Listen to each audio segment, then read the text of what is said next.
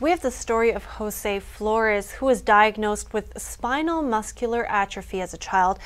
Despite of what the doctors were telling him, he defied the odds. He shared an inspiring story about his struggle and how he refused to let it become his standard.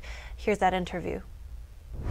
Because I thought that this condition that I was born with was, it was stopping me from doing all those things. But that was just my own limiting belief system, right? It was my own thoughts, and the story that I was telling myself was a polluted story. And so this is why I'm so passionate about sharing this message of hope, sharing this message of living life to the fullest and not letting your struggle become your standard. And it's because I've been through it, I've lived it, I've gone through it, and I've been able to overcome it. And that's not to say that today I still have my days or my moments where I'm overwhelmed, I'm frustrated, I'm not functioning at 100%. And that's okay. I want to let everybody know that's okay. But what's not okay is to let those moments turn into days and weeks and months and years. That's not okay. And so that's why I'm so passionate about spreading this message of hope and just letting the people know that no matter what their struggles are in life, we can still climb to the top. Right. And I am thankful for that you're doing this, because I think everybody needs that reminder also from time to time. And I think it's really fascinating, the mindset that you were able to keep, first of all. But also when you mentioned that you had all these thoughts of not being able to this or not being able to that, and even until today you have these kind of moments. Can you talk to me more about how you deal with these moments that you have? How do you let them not get the best of you? Yeah, negative thoughts are constantly trying to grab our attention or make us continue to be in a certain state of being.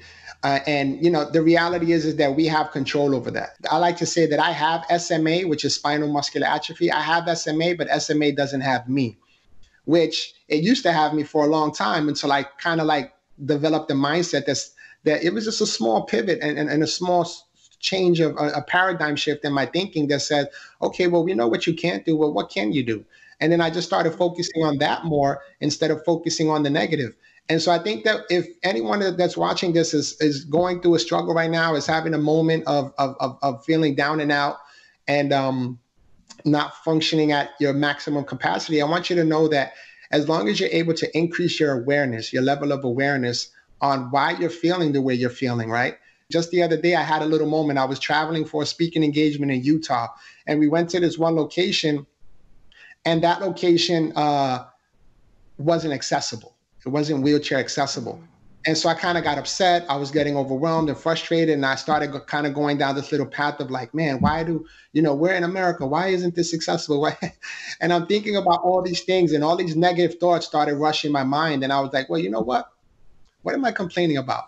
I'm in Utah. Look at all these mountains. Look at how beautiful this is. Just the fact that I'm able to travel to this destination and witness and experience this moment, it was so amazing. And then once I started just really quickly changing my thought process, my whole attitude changed with it completely right away, immediately, really.